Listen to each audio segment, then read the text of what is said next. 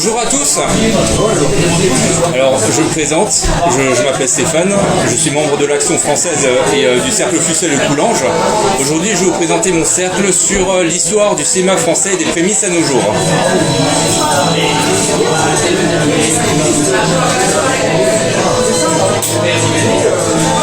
Là, vous pouvez voir le programme que je présenterai durant mon cercle. On commencera par la présentation au cercle, puis après on va enchaîner les diverses périodes du cinéma français, que ce soit la Nouvelle Vague ou encore les derniers films ambitieux qu'il y a, et on terminera par l'avenir du cinéma français.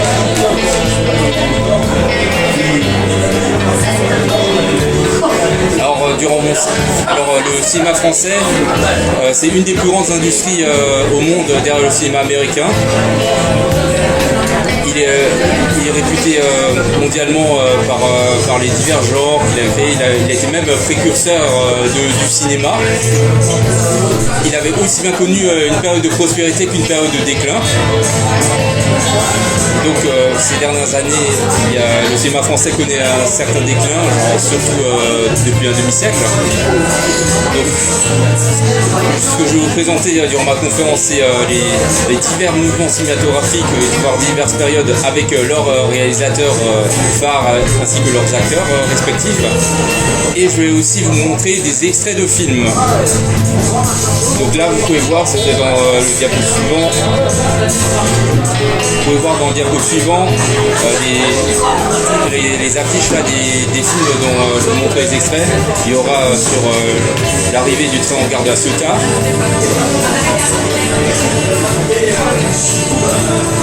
le voyage dans la Lune,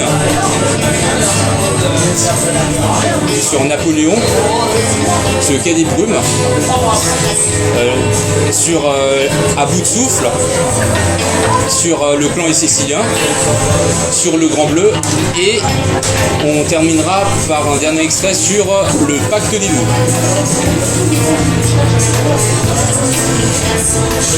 Je vous présente tout d'abord la toute première période, la plus importante, c'est celle grâce à laquelle le cinéma français est né. Alors le cinéma français est né le 28 décembre 1895 à Paris par deux frères qui sont, que vous connaissez sans doute, Auguste et Louis Lumière. Au cas où certains d'entre vous ne savent pas, les frères Lumière étaient de fervents pétainistes durant la Seconde Guerre mondiale.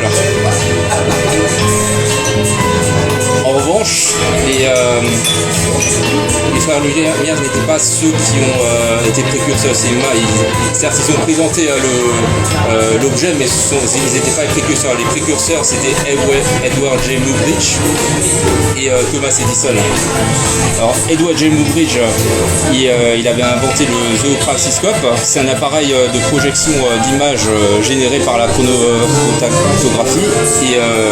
Et Edison, il avait créé le kinétoscope, qui est un appareil à usage individuel pour le visionnage d'images animées. Alors maintenant, je vais vous montrer le tout premier extrait.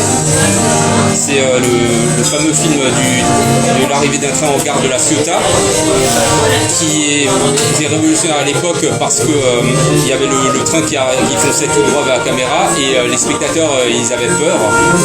Mais pour nous c'est quelque chose qui paraît normal, mais à l'époque c'était autre chose.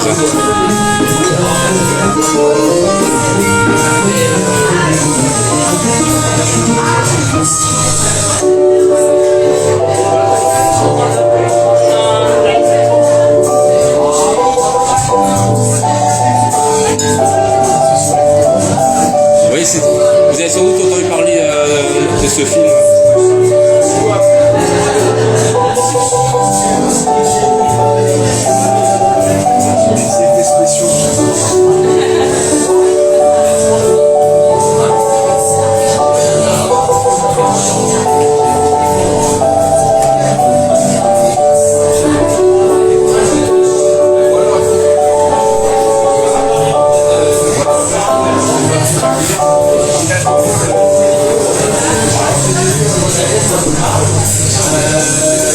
si les frères Lumière, ils avaient donné naissance au cinéma, particulièrement au cinéma français, ils étaient réputés justement pour les documentaires. En revanche, on va s'intéresser à celui qui a fait du cinéma un art, et c'est le Georges Méliès.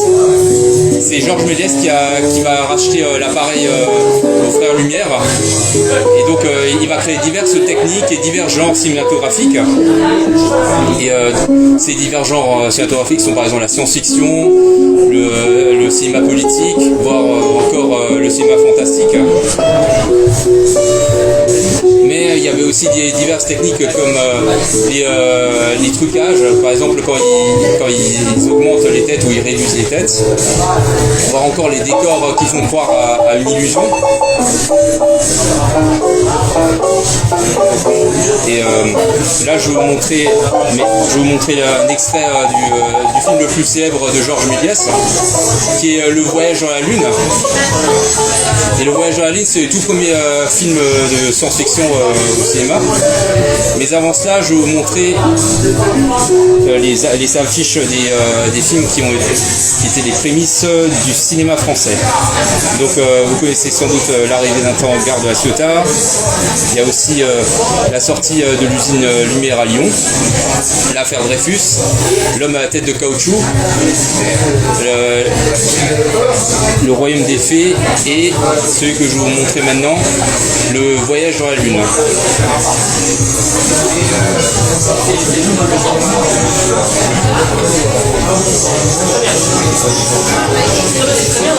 Et c'est le tout premier film de science-fiction.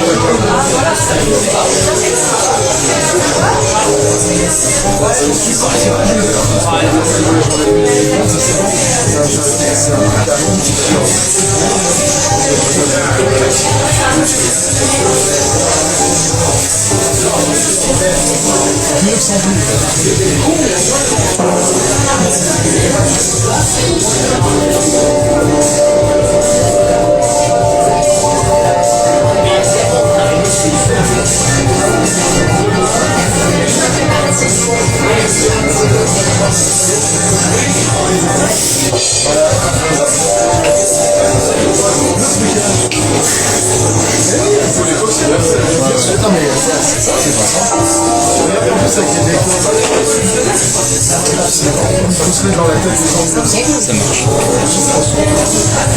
contre, c'est vrai que quand il s'agit de baisser le volume, c'est pas toujours facile.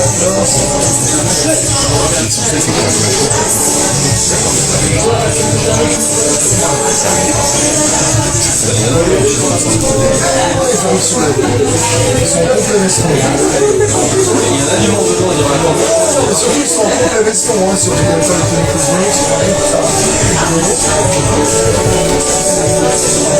Et ça, c'est le premier film de science-fiction de l'histoire du cinéma français ou de l'histoire du cinéma de manière générale. De manière générale. On peut dire que la France a inventé le cinéma des prémices de la science-fiction.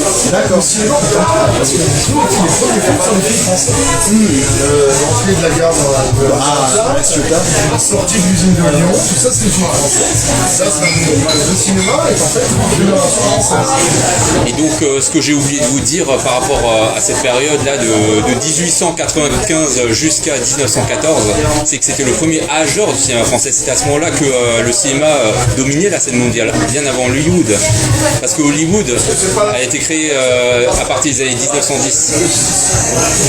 En revanche, la situation va changer quand il y aura la Première Guerre mondiale. Pour une anecdote, le premier film porno, c'est 1908, L'auberge de la Couronne, ça s'invente pas, c'est vrai en plus.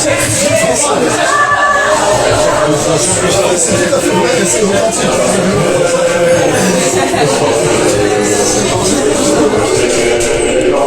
Donc là, c'est bien la Première Guerre mondiale. Voilà. Je me mettrai là-dessus.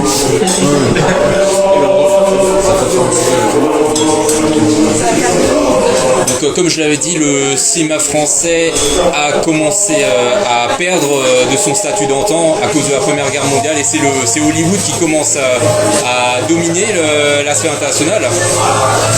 Et donc ça explique pourquoi les films français étaient en baisse de régime à l'époque, et les seuls films qui étaient produits c'était des films de propagande où ils encourageaient à se défendre pendant la guerre. Par contre, il y avait la censure par le ministère de la guerre. Il fallait ni montrer les cadavres, parce que si on montrait les cadavres, ça pouvait choquer le public. Et il fallait pas non plus montrer des uniformes allemands, parce que ça pouvait provoquer la colère des spectateurs. Donc là, quand la Première Guerre mondiale se termina, un nouveau mouvement cinématographique va naître, c'est l'impressionnisme.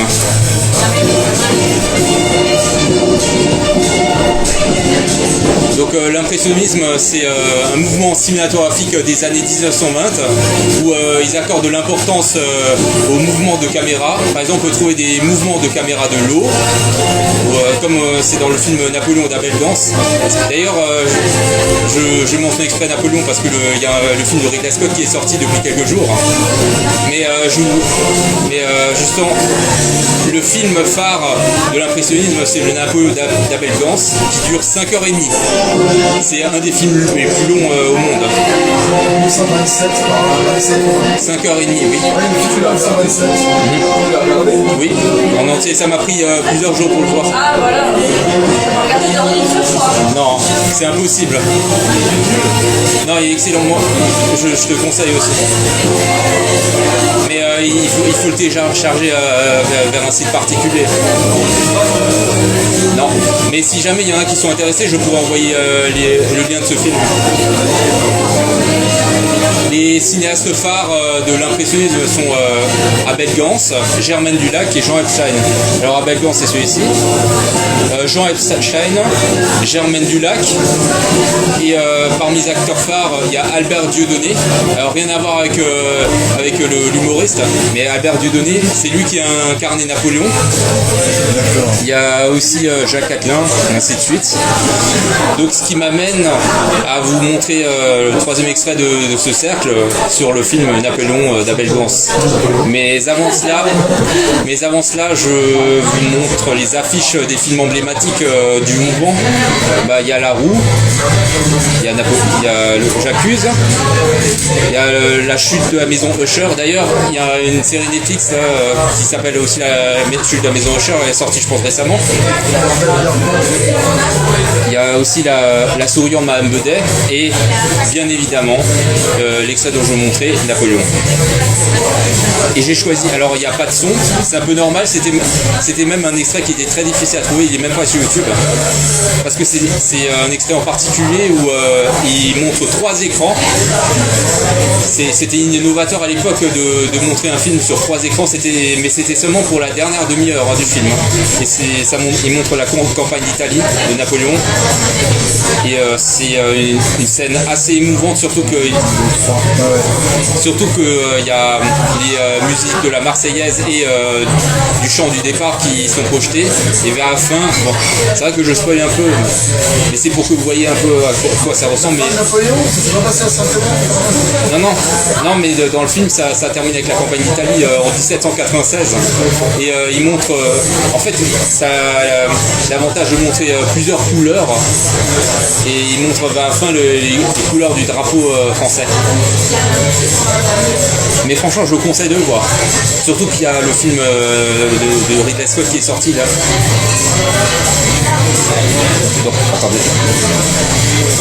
Donc, après le cinéma muet vient le cinéma parlant. Alors le cinéma parlant... Pardon ? Napoléon de 5h, il est muet. Ouais, il est muet. 5h30 muet. Mais la musique, Alors en fait, il y a des dialogues qui sont projetés de manière scripturale, mais sinon c'est muet. Hein. Mais il y a beaucoup de musique, il y a même... vous pouvez trouver les musiques du chant du départ dans le film. il y a quand même la musique, c'est pas... Non, c'est pas comme silencieux, il y a de la musique bien évidemment.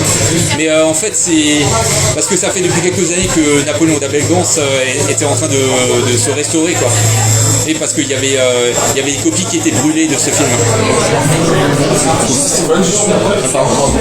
Question. Napoléon, quand il est diffusé au cinéma, il est diffusé d'une traite. Ah oui, bien sûr. Non, parce que sur l'époque, genre 5h30, genre à la cinéma, sans pause, Il y avait les gens, tu avais la musique qui était jouée en direct. C'était pas une bande, t'avais un mec au piano, il jouait en direct, t'avais le film qui passait, le gars il jouait. il y avait des trucs de pause quand même avant pour l'épicier ou un truc comme ça. Ça serait dire, Non, pas nécessairement. Mais Au cinéma pendant longtemps, il y a des entraves. J'ai même envie, j'ai même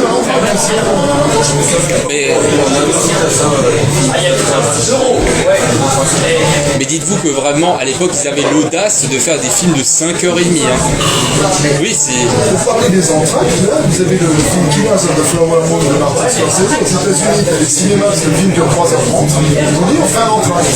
Et Martin Scorsese, avec ses boîtes de production, a intenté des procès au cinéma qui faisait ça parce que le film est censé être vu en traite. Ça change pas ça permet de pisser, ça permet de faire un truc.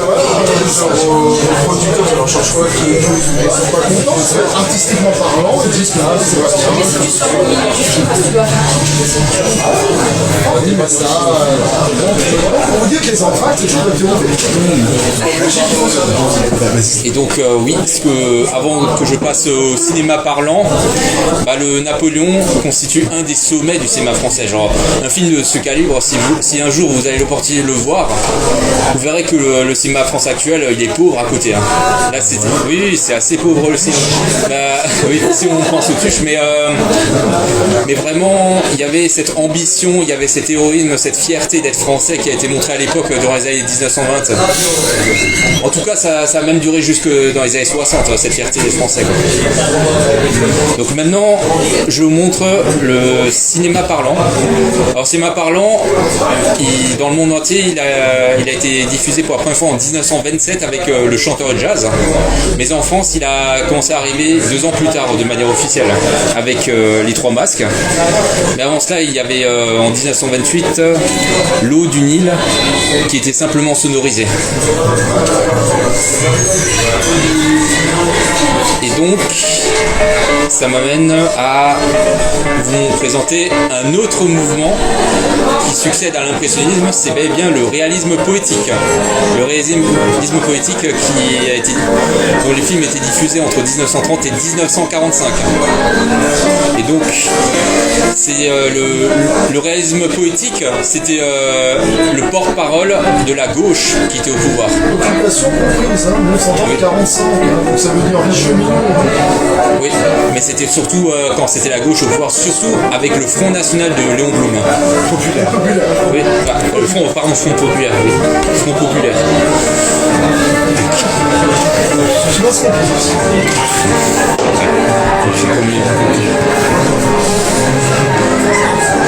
Et donc le réalisme poétique, comme il était le porte-voix de la gauche de l'époque, c'était un mouvement qui montrait genre des personnes ordinaires, que ce soit des prostituées, des ouvriers et ainsi de suite.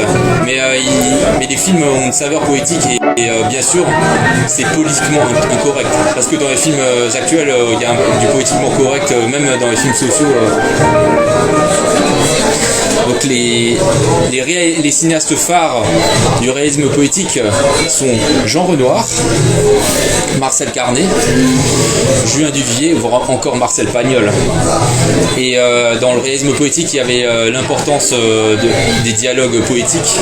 Et c'est pour ça qu'il y avait Jacques Prévert qui était le principal scénariste de certains films du réalisme poétique. Et parmi les acteurs phares, vous pouvez voir, il y a Jean Gabin et Michel Morgan. Michel Morgan. Il y a aussi Fernandel ou encore Arletty. Avant de vous montrer le 4e extrait du Cercle, qui sera ce Cahier des Brumes qui met en scène Jean Gabin et Michel Morgan, je vais vous montrer les affiches des films emblématiques du mouvement. je trouve tous ces auteurs-là, ils étaient de gauche, une sensibilité de gauche. Oui, c'est alors certes, pas tous. Marcel Carnet, par exemple, il était un peu de droite. D'accord. Mais donc là vous avez les affiches des films emblématiques du réalisme politique. Pépé le Moko. Il y a aussi Les Enfants au Paradis qui est considéré comme un des meilleurs films français de tous les temps. La Grande Illusion, La Règle du jeu. Alors d'ailleurs en parlant de La Règle du jeu, c'est considéré comme le meilleur, voire le plus grand film français de tous les temps.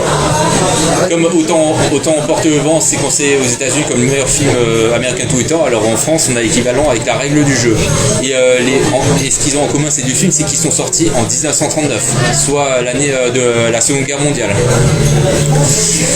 Et c'est Jean Renoir qui avait réalisé La Règle du jeu, et c'est d'ailleurs même lui qui a ouvert la voie aux cinéastes de la Nouvelle Vague durant les années 60.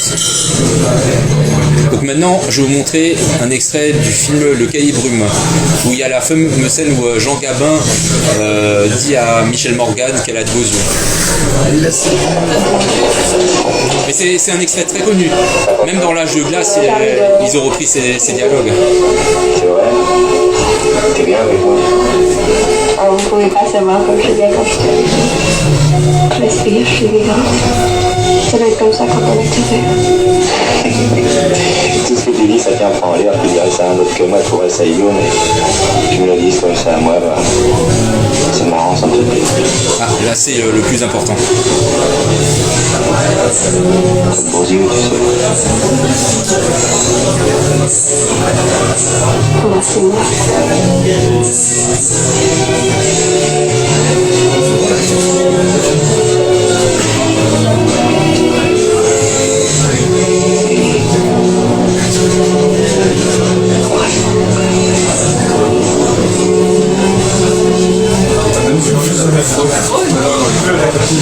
Même aujourd'hui, on a plus ce moment que là dans les Aujourd'hui, c'est objectivement, c'est plus simple. C'est bien dommage. Bah oui, Ouais, c'est dommage. Mais surtout que la fameuse réplique où il dit t'as beaux yeux, tu sais, ça même, et comme je dis, ça a été repris dans d'autres films comme L'Âge de glace, où il y a le fameux paresseux Cid qui dit au mammouth t'as de beaux yeux, tu sais. Donc maintenant, je vais passer à la période suivante, la Deuxième Guerre mondiale.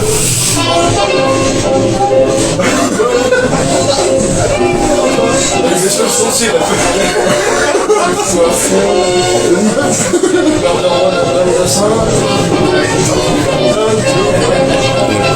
Donc, le cinéma durant la Seconde Guerre mondiale, alors le contexte, il n'est pas tout à fait compliqué à deviner. C'était quand la France était divisée en deux territoires, la zone occupée par les nazis et la zone libre par le régime de Vichy. Les deux camps pratiquaient la censure sur les films. En revanche, chez les nazis, comme ils avaient pris possession au cinéma, donc ils censuraient les films anglo-saxons. Donc aucun film anglo-saxon n'était diffusé durant la Seconde Guerre mondiale en France. Enfin, en tout cas dans la zone occupée. Et donc ça explique aussi pourquoi les Français boycottaient le cinéma allemand. Donc cela a mené à une autre période de prospérité du cinéma français. D'ailleurs, c'est même assez paradoxal parce que comme il y avait le contexte difficile de la guerre, ça a fait en sorte que le cinéma français a connu une période bénite parce qu'il y avait beaucoup de films français qui avaient du succès et c'était un peu calqué sur le schéma hollywoodien au niveau des acteurs et tout. Donc, et puis d'ailleurs, durant la Seconde Guerre mondiale, comme je l'avais dit, les frères Lumière, ceux qui ont innové le cinéma, ils étaient des fervents pétainistes. Donc là, avant que je...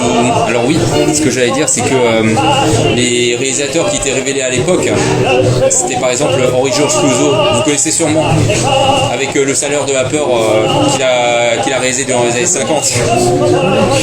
Oui aussi. Oui, puis d'ailleurs, Les Diaboliques, c'est aussi considéré comme un des plus grands films français de tous les temps. Et bon, il y avait aussi d'autres comme il y avait Jean-Jacques Becker et Robert Bresson. Donc là maintenant, je passe à la période suivante, qui est l'après-guerre. Et dans l'après-guerre, attendez, j'ai oublié un truc. Là, il y a les films, les affiches des films emblématiques de la Seconde Guerre mondiale. Alors peut-être qu'il y en a que vous connaissez pas. Il y a Le ciel est à vous, Les anges du péché, Le corbeau. D'ailleurs, c'est Henri-Georges Clouzot qui a réalisé Le corbeau. C'est avec ça qu'il a été révélé au grand public à l'époque. Il y a Falbala. Alors rien à voir avec la fille dans Astérix et Obélix. Et la fille du puisatier. La fille du puisatier, je pense que vous avez entendu parler. En fait, ça a été réalisé par Marcel Pagnol et il y a Fernandel. Et il y a même un remake qui a été réalisé en 2011 de ce chef-d'œuvre. Pardon ? Oui, je pense que c'est Daniel Auteuil, celui qui a réalisé je pense que c'était la série Bardot là, qui est sortie cette année. Je pense que c'est peut-être Daniel Thompson. Oui, c'est Daniel Thompson, oui. Donc maintenant, ça m'amène à vous montrer la période de l'après-guerre. D'autres, il y a eu deux tendances. Et la première tendance, c'est la qualité française. La qualité française qui a dominé principalement au cinéma des années 50-60. Donc la qualité française, qu'est-ce que c'est ? C'est un type de film qui se veut conformiste, voire académique. C'est même ce que les cinéastes de la Nouvelle Vague vont critiquer vers la fin des années 50. Voilà. Surtout dans un article que Truffaut avait écrit en 1954. Donc la qualité française, ça regroupe des films dont les techniques ont été héritées de la Seconde Guerre mondiale, c'est-à-dire sur un schéma un peu hollywoodien. Par contre, il y avait même si c'était conformisme, il y avait cette ambition artistique et de mettre en avant la fierté d'être français. Il y avait l'héroïsme. C'est un truc qu'on ne voit plus trop dans le cinéma français actuel. C'est la musique du clan des Siciliens. Exactement. Et c'est même l'extrait que je veux vous montrer. Donc les cinéastes phares de l'époque de la qualité française, il y avait René Clément. René Clément, c'est celui qui a réalisé Jeux interdits, Plein soleil, voire encore Paris brûle-t-il. Il y avait Jean-Pierre Melville, dont vous avez sans doute vu des films. Il y a Le Samouraï, oui, Le Cercle Rouge, L'Armée des Ombres aussi. En fait, L'Armée des Ombres qui montre en fait des résistants de la Seconde Guerre mondiale. C'est pareil pour le Paris brûle-t-il de René Clément, qui montrait aussi des résistants de la Seconde Guerre mondiale. Ouais. Et donc il y avait aussi Henri Verneuil. Henri Verneuil, c'est même lui qui a réalisé Le Clan des Siciliens. Et il a réalisé d'autres chefs-d'œuvre même dans les années 70 avec Peur sur la ville avec Jean-Paul Belmondo. Et encore Jean-Paul Belmondo, il avait joué dans un autre film de Verneuil qui est Un singe en hiver. Et les acteurs phares, vous les connaissez sûrement. Alain Delon, il y a Brigitte Bardot aussi. Brigitte Bardot a été révélée par le film Et Dieu créa la femme qui fut un scandale à l'époque parce que elle montrait, elle était toute nue parfois. Mais pour l'époque de la France après-guerre qui était très conservatrice, c'était un scandale. Il y avait à part Delon et Bardot, il y avait Jean-Paul Belmondo aussi. Jean-Paul Belmondo, il a joué aussi dans les films de la Nouvelle Vague, mais aussi dans les films de la qualité française. Il y avait Lino Ventura, Louis de Funès et bien sûr Jean Gabin. Jean Gabin, il a été révélé par le réalisme poétique des années 30, mais durant la Seconde Guerre mondiale, il a connu une mauvaise passe, surtout qu'il s'était engagé durant la guerre. Il a même été à Hollywood où il ne trouvait pas sa place. Mais c'est vraiment dans les années 50-60 qu'il faisait son retour au cinéma. C'est même pour ça qu'il a eu une certaine longévité de carrière là, entre les années 30 jusqu'aux années 70.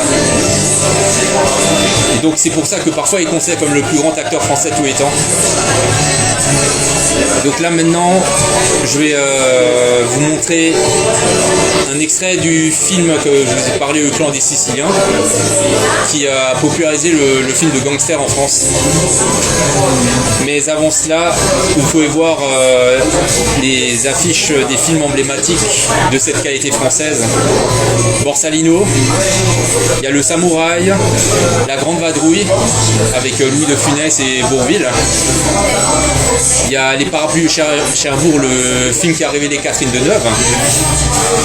Il y a Les Tontons Flingueurs avec Léo Ventura, Jeux interdits, Le Salaire de la peur, où il y a Yves Montand qui y joue, et c'est de Henri-Georges Clouzot.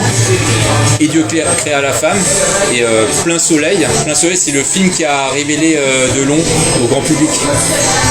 Et bien sûr, pour terminer, Le Clan des Siciliens qui réunit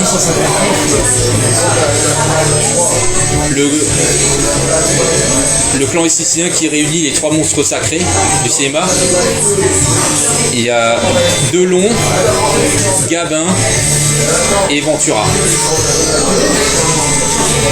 Voilà.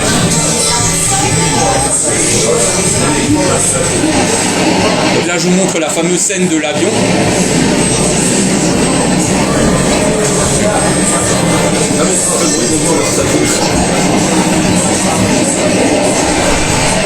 Donc en fait, on voit vraiment la caméra, comment elle se positionnait du côté de l'aile de l'avion.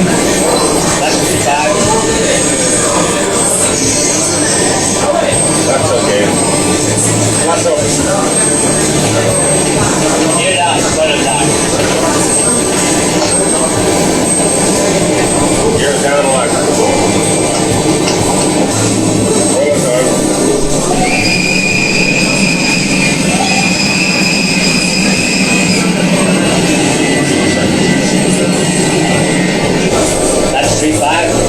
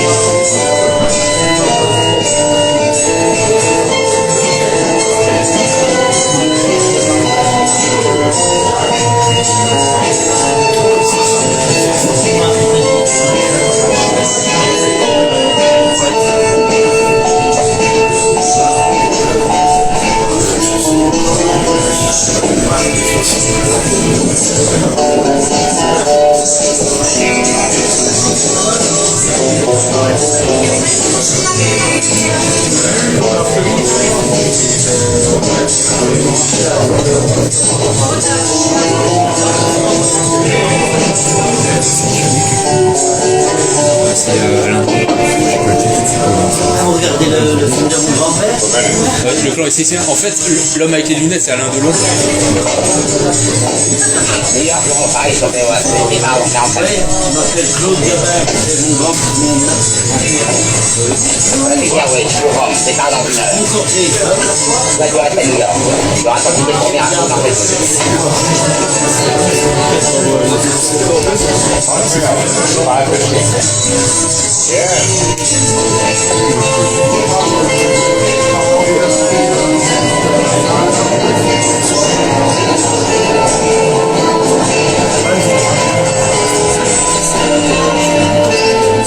C'est Ça marche.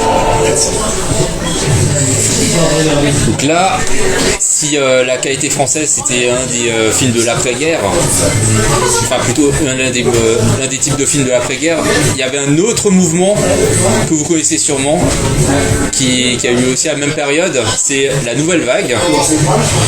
La Nouvelle Vague, c'est là où ce sont des films qui ont lancé le cinéma d'auteur.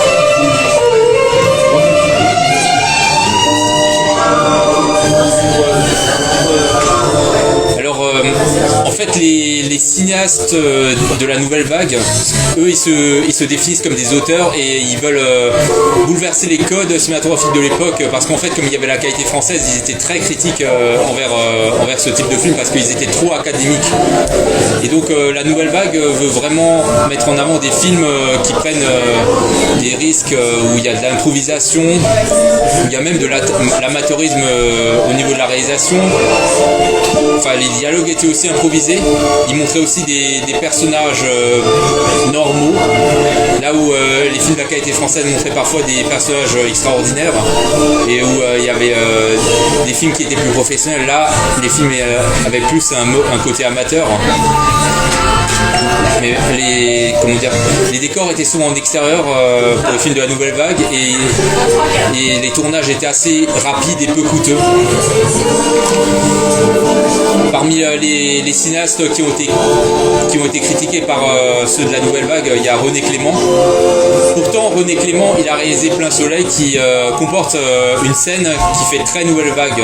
Alors, je l'ai pas ici, mais si vous regardez Plein Soleil, vous verrez de quoi je parle. Plein Soleil, est-ce que vous connaissez le film Le Talentueux Monsieur Ripley? Ça vous dit rien? Avec Matt Damon et tout ça, c'est la même histoire en fait. Parce que Plein Soleil, c'est ça. C'est la même histoire. Donc, alors oui, parmi comme je l'ai dit, René Clément, il fait partie des cinéastes détestés par la Nouvelle Vague. Par contre, Jean Renoir est considéré comme le maître pour les cinéastes de la Nouvelle Vague. Et vous vous demandez qui sont ces fameux cinéastes du mouvement, et vous connaissez sûrement. Il y a François Truffaut et Jean-Luc Godard, ce sont les plus connus de la Nouvelle Vague. Vous avez sans doute vu des films de Truffaut ou de Godard, comme Les 400 coups ou encore À bout de souffle. Il y a aussi Jacques Rivette, Claude Chabrol ou encore Agnès Varda. Et parmi les acteurs principaux, comme j'avais dit précédemment, il y avait Jean-Paul Belmondo. Jean-Paul Belmondo, il a été révélé par un film de la Nouvelle Vague qui est À bout de souffle. Alors, les films de Godard, si jamais vous les voyez, c'est très très dur. C'est très très dur de les voir parce qu'ils sont parfois irregardables, ils sont très lents et parfois il y a trop d'improvisation. Par exemple, dans un des films de Jean-Luc Godard, il y a une scène de dispute qui dure 1 heure. Une scène de dispute qui dure 1 heure, oui. Vous imaginez pas à quel point c'est très très fatigant. Mais Et un film en total, il peut durer 5 heures aussi, non quand même. Non, heureusement que non. Non, parce que heureusement, oui, 2 heures. Oui, 2 heures, oui, parce que déjà 1 heure pour un film de Godard, c'est même largement suffisant. Alors 2, c'est interminable. Oui, surtout le mépris, comme j'ai dit, le mépris de Jean-Luc Godard, où il y a Brigitte Bardot qui joue, et il y a aussi une apparition de Fritz Lang, c'est un cinéaste allemand. Donc, hormis Belmondo, les acteurs phares de ce mouvement sont Jean-Pierre Léaud. Jean-Pierre Léaud, il est parfois considéré comme l'alter ego de Truffaut. Enfin, Truffaut, il s'identifie beaucoup à Jean-Pierre Léaud parce qu'ils ont eu le même passé difficile. Il y a Jean-Claude Brialy. Jean-Claude Brialy, il est décédé en 2007, mais par contre, vous l'avez sans doute vu dans d'autres films français, même dans les années 90 ou 2000. Il y a Anna Karina. Anna Karina, sa coiffure, Uma Thurman s'est inspiré de la coiffure de Anna Karina pour Pulp Fiction. Et donc il y a aussi Jean Seberg. Jean Seberg, c'est une actrice américaine, mais qui a joué dans des films de la nouvelle vague. Et elle est morte très jeune, à 41 ans. Donc là, juste avant que je vous montre l'extrait du film À bout de souffle de Jean-Luc Godard, je vais vous montrer les affiches des films les plus emblématiques de la nouvelle vague.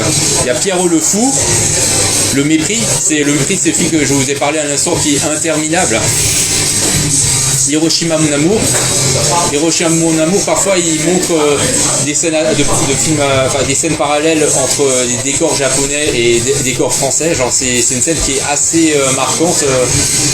Si jamais vous regardez un jour ça, vous serez assez surpris. Il y a Les 400 coups, c'est un des films qui a lancé la nouvelle vague et c'est très autobiographique. D'ailleurs parce que Truffaut, il avait réalisé une série de 5 films, genre c'est une saga dont le premier c'est 400 coups. Il y a Le Beau Serge, c'est le tout premier film de la nouvelle vague. Jules et Jim. Alors Jules et Jim, il a la particularité, c'est Truffaut, il a la particularité d'être narré par une voix où on a l'impression de lire un extrait d'un livre. C'est un narrateur qui raconte le film comme dans un extrait d'un livre. Allez, au revoir. Bon film. Au revoir. Merci beaucoup. Au revoir. Et bien sûr, il y a À bout de souffle, dont je vais vous montrer l'extrait maintenant, qui est très surprenant. C'est joli la campagne. Et c'est Jean-Paul Belmondo.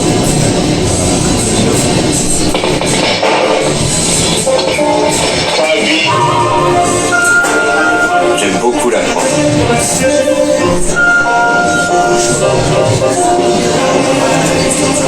Si vous n'aimez pas la mer, si vous n'aimez pas la montagne, si vous n'aimez pas la ville, allez vous faire foutre. Oh oh! Des petites filles qui font de l'autostop. D'accord, je stoppe et je facture un baiser du kilomètre. La petite n'a pas l'air mal. Elle a de jolies cuisses. Oui, mais l'autre... Oh, après tout, merde, elles sont trop moches.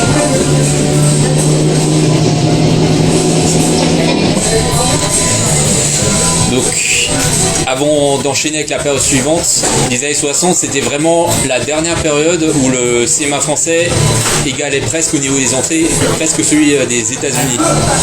Parce que, après les événements 68, ce sera plus jamais comme avant. Et c'est justement la période que je vais vous montrer maintenant. Et dans les...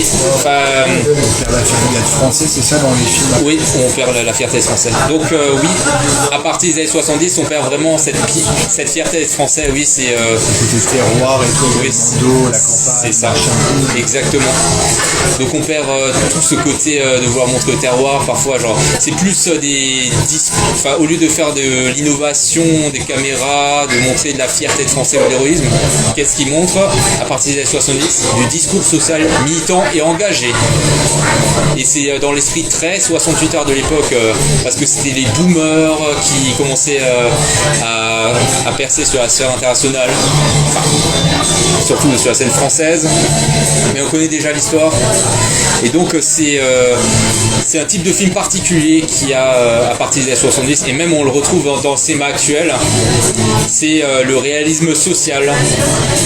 Et dans le réalisme social, comme j'ai dit, il y a ce côté, ce discours social militant et engagé. Et parmi les cinéastes qui ont fait les débuts dans ce type de film, il y a Bertrand Blier, il y a Patrice Lecomte. Patrice Lecomte, c'est celui qui a réalisé la saga des Bronzés. La saga des Bronzés, c'est le typique genre de film de boomer. Les valseuses de Bertrand Blier, c'est aussi pareil. Les Valseuses, c'est le film qui a révélé Depardieu en 74. Pardon ? Oui.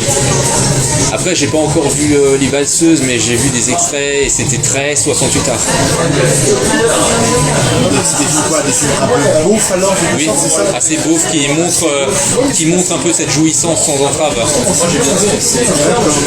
Mais oui, on va dire parce que c'était le genre de film qui est un peu où il montre la jouissance sans entrave. Après, il faut savoir qu'on est même pas dans les années 70, donc c'est vraiment à ce moment-là où il était encore en plein luxe. Ouais. Voilà. Oui, c'est Les Valseuses, c'est 74. Autant pour moi. Voilà, il était pas en pleine crise ou quoi que ce soit. Non, c'était pas en pleine crise, mais Le contexte aussi à ce moment-là. oui, mais Oui, c'est vrai, mais disons ce côté même des années 70, c'est vraiment ce qui a marqué le début de la décadence. Même si la France était encore bien, mais il y a déjà les prémices de ce qu'on connaît actuellement. Et bon, si vraiment il y avait Bertrand Blier et Patrice Lecomte partie des années 70, il y a aussi dans les années 90 Mathieu Kassovitz, vous avez vu La Haine sans doute, ou encore Danny Boone avec Bienvenue chez Ch'ti. Quand on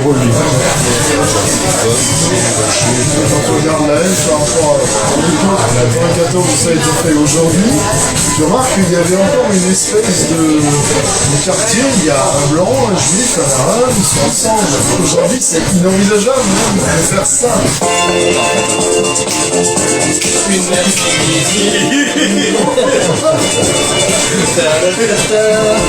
Et donc il y a, comme je l'ai dit, à part Mathieu Kassovitz qu'on connaît de La Haine ou des Rivières Pourpres, et Danny Boone de Bienvenue chez Ch'ti, il y a aussi Claude Berry qui est célèbre pour avoir réalisé Ciao Pantin, ou encore Germinal. Germinal, c'est le typique film socialiste, si on peut dire ça comme ça.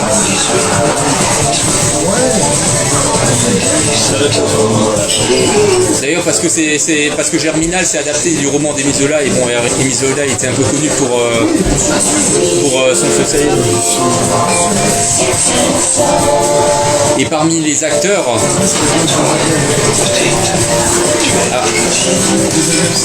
j'avais oublié de mentionner Jacques Audiard. Jacques Audiard, vous connaissez Un prophète, de Rouillé d'os.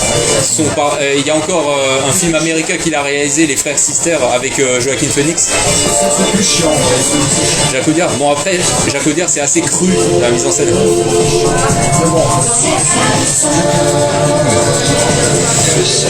Parmi les acteurs qui ont été révélés à partir de ce type de film, il y a Gérard Depardieu. Il a été révélé dans les années 70 et bon, sa carrière est intemporelle jusqu'à présent. Il y a même aussi François Cluzet. François Cluzet à partir des années 80. Parfait.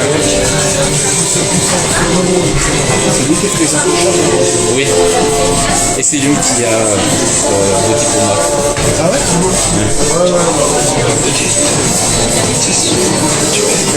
Bon, il y a... Pardon? Non. Mais bon. Non, parce que je le connais pas trop, mais par contre, j'ai cité notamment il y avait Gérard Jugnot des choristes, Christian Clavier. C'est les acteurs qui ont vraiment percé à partir de cette période des années 70. Bon, on retrouve aussi Miou Miou. Il y a aussi Muriel Robin ou encore Mimi Mati.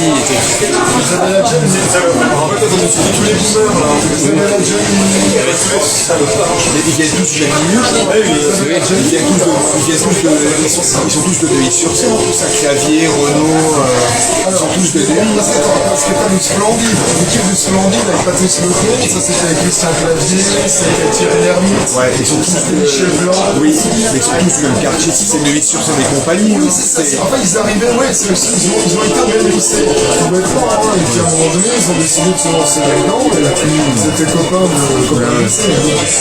Il a Manu, il a été à côté de chez eux, il faisait Tu fais des soirées Non, c'est juste que j'ai le privilège, les avantages d'être un peu plus âgé que la moyenne des gens ici, donc forcément. C'est inquiétant, limite. Ouais, c'est inquiétant. Non, mais c'est vrai que c'est inquiétant.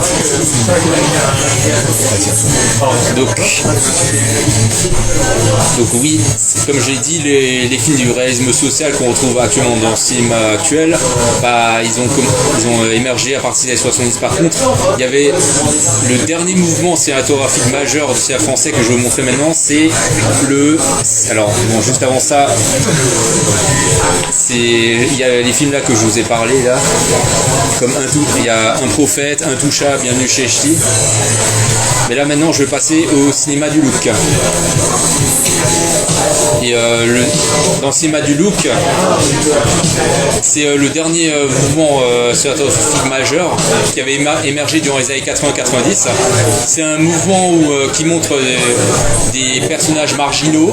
Il montre aussi il se base aussi sur l'esthétique des couleurs, voire même c'est un côté très clipesque le cinéma du look.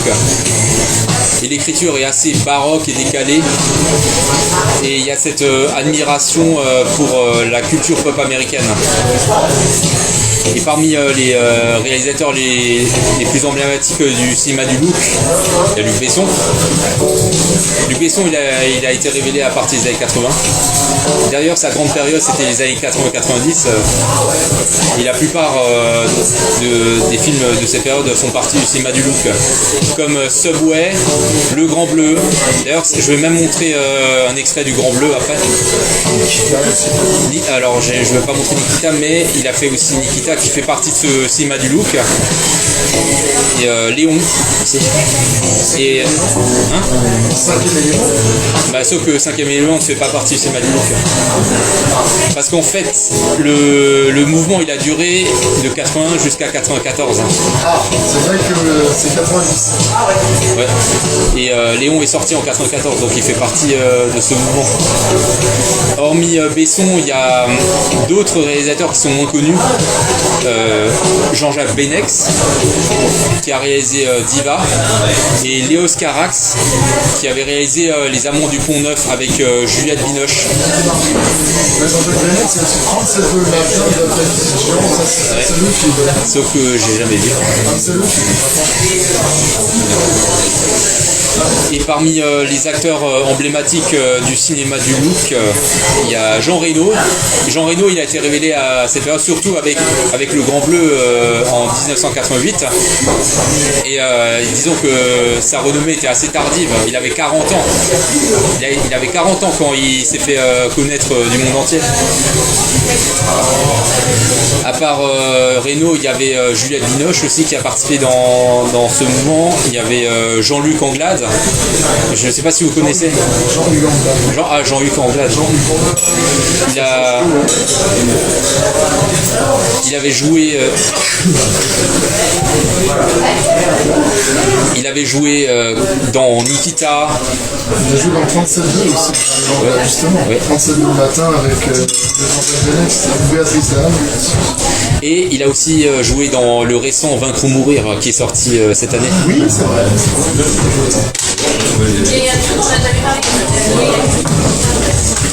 Et il y avait aussi Isabelle Adjani qui a joué dans ce mouvement, dans Subway. D'ailleurs, la chanson que vous venez d'entendre est issue de Subway. Sex and Son? Non. Ah, Sex and Son, c'est dans Les Bronzés. Non, c'est pas Les Bronzés. Non. Sex and Son, c'est pas... C'est pas Les Bronzés. C'est... Les Bronzés,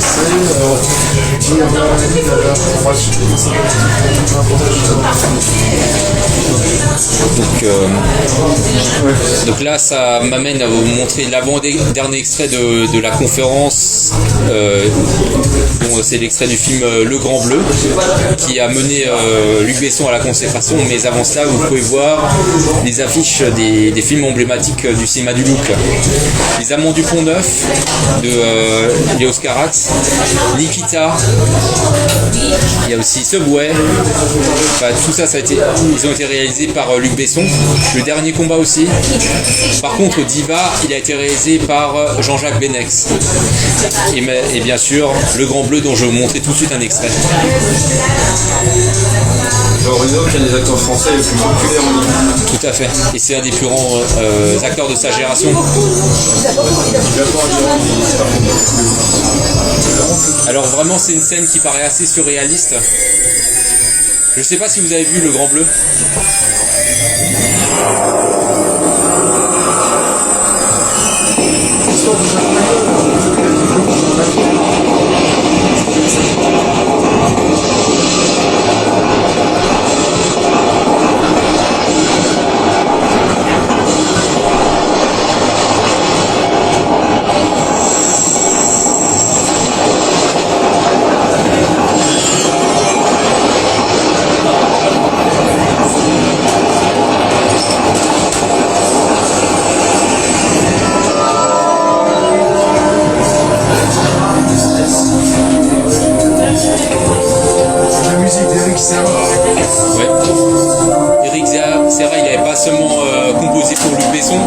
Mais aussi il a composé là pour le film GoldenEye.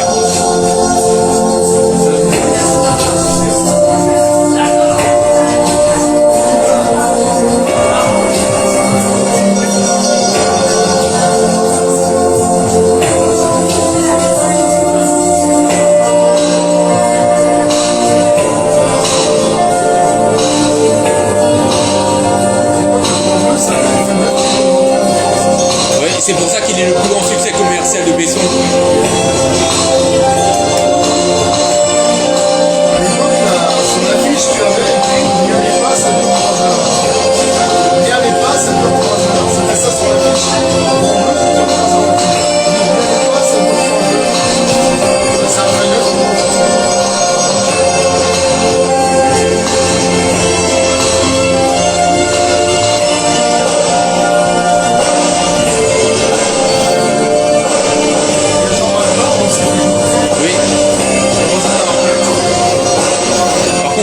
je pense pas qu'il est très connu de la génération actuelle. Ouais. Alors que Jean Reno, par contre Jean Reno tout le monde connaît.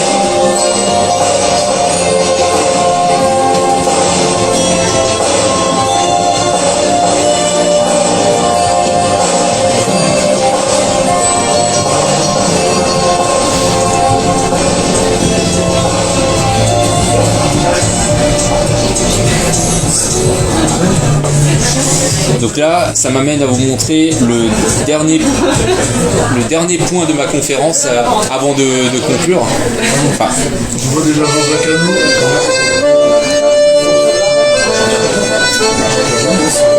Donc il s'agit de vous montrer les derniers films ambitieux du cinéma français. Comme je vous l'avais expliqué précédemment, le cinéma français a commencé tout doucement à s'enliser avec du discours social, il y avait peu d'ambition. Mais par contre, parmi cette vague de films sociaux comme on retrouve dans le cinéma actuel depuis les années 70, il y a quelques-uns qui se démarquent. Et donc les réalisateurs qui se démarquent pour ce genre de film sont par exemple Jean-Pierre Jeunet avec Amélie Poulain ou encore Délicatessen. Il y a aussi Christophe Gans qui a réalisé Le Pacte des loups, Crying Freeman ou encore Silent Hill. Il a aussi réalisé une adaptation de La Belle et la Bête. Donc, il y a aussi Alain Chabat qui a réalisé Astérix et Obélix Mission Cléopâtre. Jean-Jacques Hano, alors c'est pour ça que Jean-Jacques Hano fait partie des réalisateurs français de cette période qui tournaient en anglais. Par exemple L'Ours, il y a aussi Le Nom de la Rose avec Sean Connery. Oui. La guerre du feu. La guerre du feu, réputé film infaisable d'après le livre de René Aimé sur ça se passe pendant l'histoire. Tout le monde disait c'est impossible à mettre en film. Enfin, Jean-Jacques Hano l'a fait. Ce nom de la rose d'Umberto Eco, pareil, on dit c'est impossible à mettre en film. Jean-Jacques Hano l'a fait. C'est quoi le dernier film de Jean-Jacques Hano, Stéphane? Le dernier, alors attends. Notre-Dame brûle. Pardon? Ah oui, oui, Notre-Dame, oui, c'est vrai. Notre-Dame brûle. C'est merveilleux sur l'histoire de Notre-Dame le 15 avril 2019. C'est extraordinaire. Alors j'ai pas encore vu, mais. Ah, mais attends, tu vois, l'incendie de la nef, t'as l'impression de dedans, on est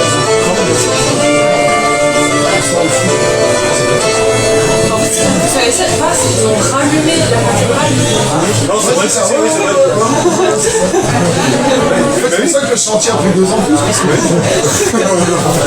Il fallait que ce soit réaliste. Voilà. Donc, comme j'avais dit aussi que ces films sont acclamés du grand public et sont cultes. Donc, à part les réalisateurs, il y a les acteurs qui ont joué dans ces films il y a Vincent Cassel et Monica Bellucci. Vincent Cassel, il a été révélé par La haine de Mathieu Kassovitz, mais il avait aussi joué dans des films ambitieux comme ceux qui ont vu Le Pacte des loups, ils ont vu aussi qu'il apparaît. Il apparaît aussi dans Doberman.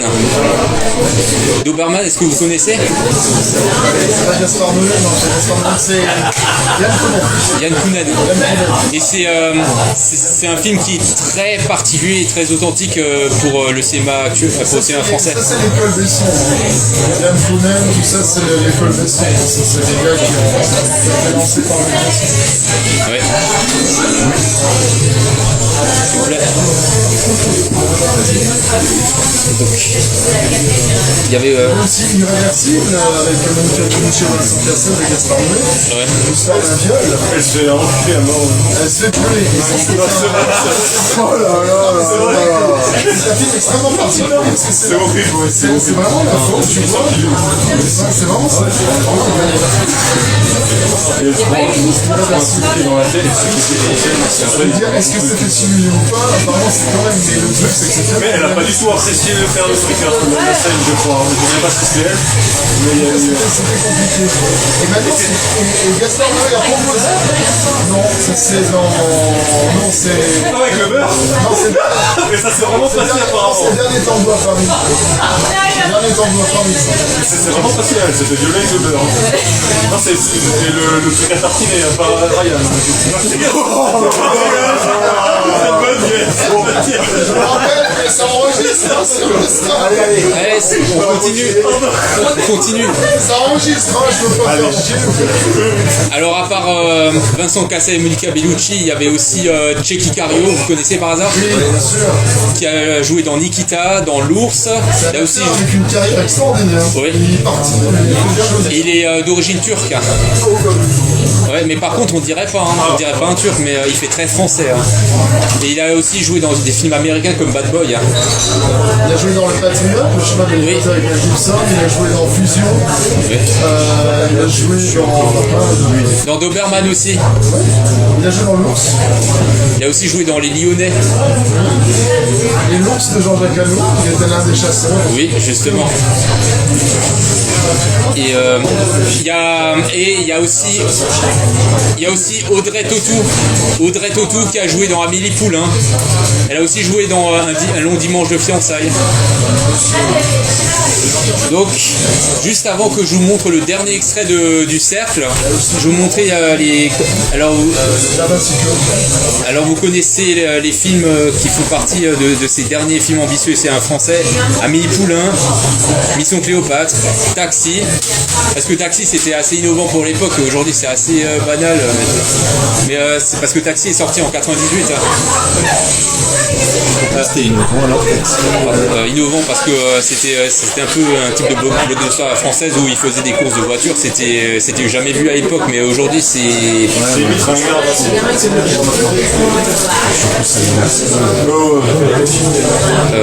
Le nom de la rose. Il y a aussi Peur sur la ville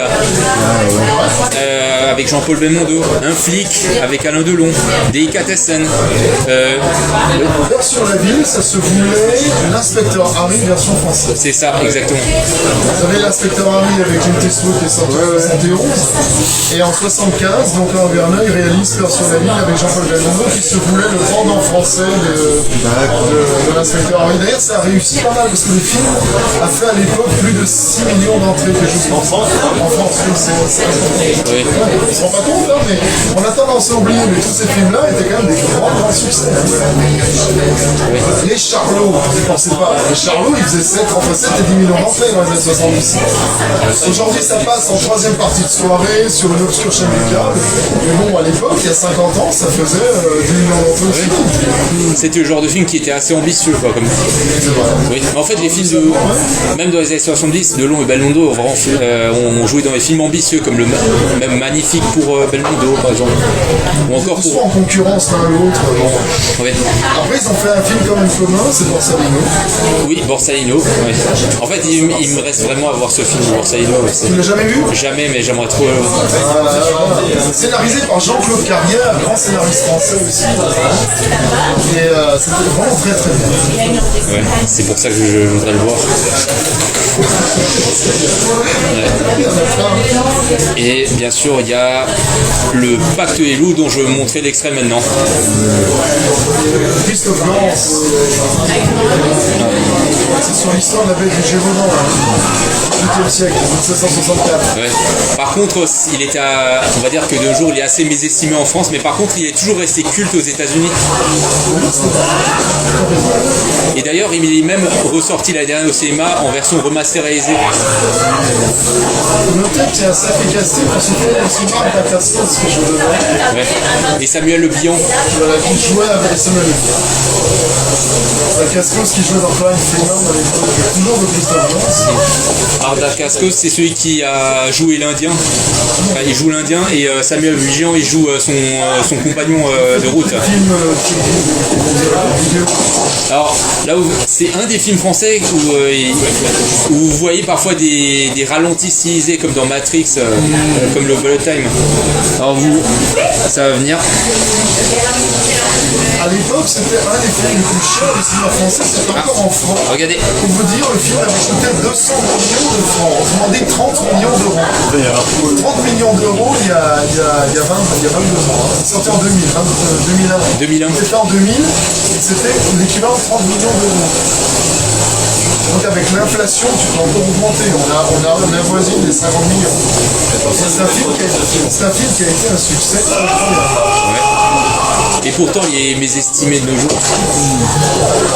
Alors qu'il ne devrait pas, parce que c'est un bon film. Aussi. Ouais. C'est même mon film français préféré.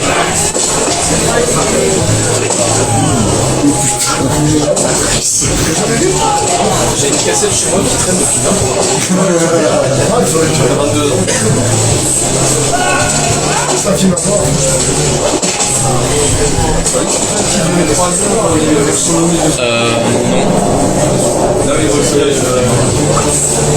Anthony, toi tu l'avais vu.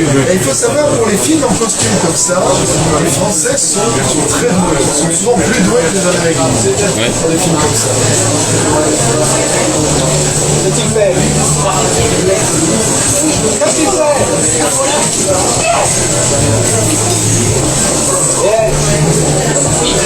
Ça a vraiment été tourné dans le Gévaudan.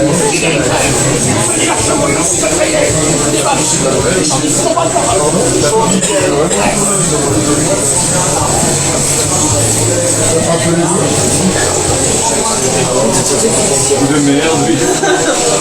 T'étais pas là au début. Donc, Ça c'est le début du film, hein, c'est le début. donc là maintenant, je vais terminer le cercle. Alors l'avenir du cinéma, Ouais, l'avenir de c'est la show. Alors malheureusement, alors malheureusement, comme on peut le constater depuis un demi-siècle, le cinéma français il s'enlise dans des films sociaux avec un discours assez militant engagé. D'ailleurs même ça a empiré parce que ces dernières années on retrouve des films LGBT et l'obligation que chaque film, à quelques exceptions près, doivent être inclusifs, notamment dans Les Trois Mousquetaires, même si c'est un film qui fait honneur à l'histoire, il y a quand même un peu de wokisme. Et donc oui, ça. Ah oui, parce que le personnage de Porthos, ils en ont fait un homo. Bisexuel, ouais. Ouais, bisexuel, ouais, ça c'est un homo. Non, c'est lui rajouter. En fait, si tu veux, c'est lui plaquer. Non, je crois pas, ça m'aurait. Mais en revanche, ils ont effectivement fait de Porthos un mec qui. Ah ouais.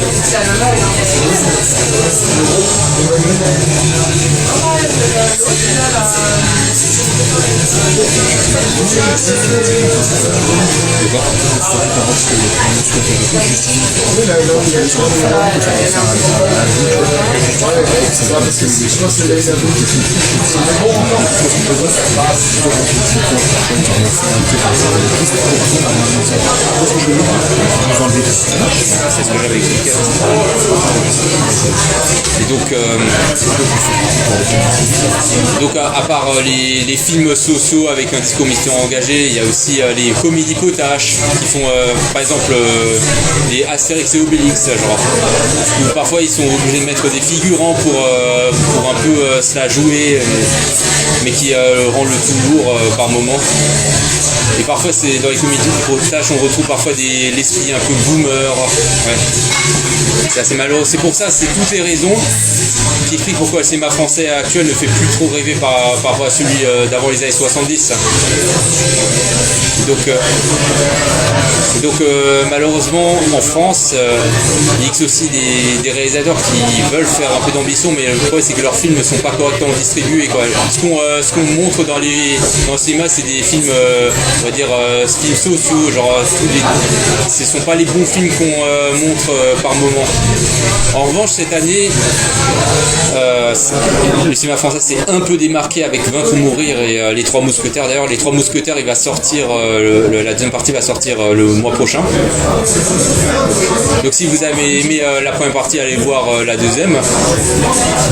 Donc ces deux films sont les rares qui sont, on va dire, qui ont un petit côté ambitieux. Ça réveille un peu la volonté de vouloir faire renaître le cinéma français, même si c'est pas super innovant, parce que Vaincre ou Mourir, il est par exemple calqué sur Braveheart et il n'avait pas non plus suffisamment de moyens financiers. Mais après, tu as Sur les chemins noirs, aussi. Oui. Il y a quand même des films comme Bac Nord, c'est de Crimée, Bac Nord en 2021. Ou encore. Bien sûr,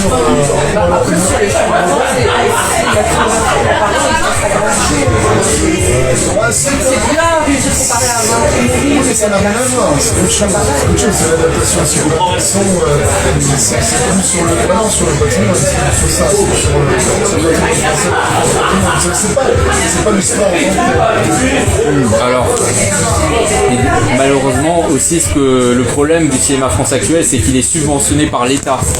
On retrouve dans les films actuels que admettons, parmi 12 films, il y en a un ou deux qui rencontrent vraiment un succès en salle. Et ce qui n'est pas normal, et c'est un cas unique en France, c'est que il y a des réalisateurs, même si après plusieurs échecs, ils continuent de produire des films grâce aux subventions de l'État. Alors que dans d'autres pays comme aux États-Unis, si un réalisateur échoue plusieurs fois, il sort du métier. Mais en France, c'est pas le cas. C'est parce qu'il fait dans il fait ce qu'il faut pour subventionner. Comme tu disais, la propagande. Oui.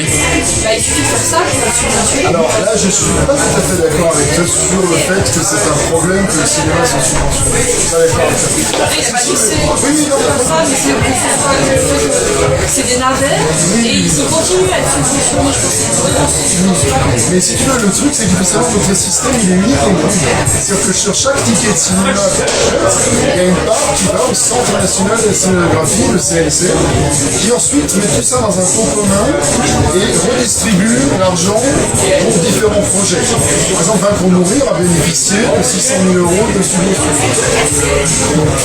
Mourir aussi a bénéficié de l'argent. Donc, ce qui est assez formidable, c'est que tous les salles en France payent donc une part, une quota, qui est reversée pour le cinéma français, ce qui permet au cinéma français d'être le cinéma d'Europe le plus dynamique, même devant donc cinéma anglais, faut savoir. Et les Anglais ont adapté, ce système avec la loterie. C'est que maintenant, tu as la loterie britannique qui finance une partie du cinéma anglais. C'est le même principe, si tu veux, que le cinéma français sur les tickets d'entrée au cinéma. Et donc, moi, je suis tout à fait au contraire pour soutenir ce système. Mais après, c'est le problème du cinéma français et ailleurs. C'est pas le problème de la subvention. Le problème, c'est qu'aujourd'hui, on n'a plus d'auteurs de cinéma. Ouais. Si tu veux, ce que disait Alain Delon, il n'y a pas si longtemps que ça, il disait à une époque qu'il y avait des auteurs pour le cinéma qui écrivaient en pensant à tel acteur, en disant j'écris ce rôle pour tel acteur. Par exemple, ce samouraï, Melville, son scénariste, a écrit ce film en ayant en tête Alain Delon. Il propose ensuite, il dit voilà, c'est pour toi qu'on fait ce film, qu'on écrit ça. Aujourd'hui, c'est l'inverse. On écrit un scénario général avec un truc avec un thème, plus ou moins on estime que ça peut rassembler les gens, style le migrant qui débarque dans un village, le village qui est con, mais finalement les méchants racistes sont vaincus parce que les gentils migrants, machin, on va toujours déconner. Et ensuite on essaie de trouver les acteurs bankable. Alors on va mettre qui doit prendre du pognon. Allez, Omar Sy, on va prendre Clovis Cornia, Jamel Debbouze. tu vois, voilà, Jamel Debbouze. Voilà, c'est ça. En fait, le problème, il est là. Le problème, c'est qu'on a plus d'auteurs de cinéma. D'accord. Il y a juste un point que c'est seulement un point que tu vas voir. On va peut-être juste laisser Stéphane finir si vous voulez bien. Ça marche? Après on sera Haroun. Donc pour conclure le tour, il y a de fortes chances qu'à l'avenir, le cinéma français va encore continuer à distribuer des films sociaux et peu de films ambitieux. Ouais, c'est la triste réalité. Même si cette année, il s'est un peu démarqué avec les films que je vais citer comme Vaincre ou Mourir ou Les Trois Mousquetaires. Okay. Donc en tout cas, je vous remercie beaucoup pour m'avoir écouté. C'était un plaisir de vous partager ma passion.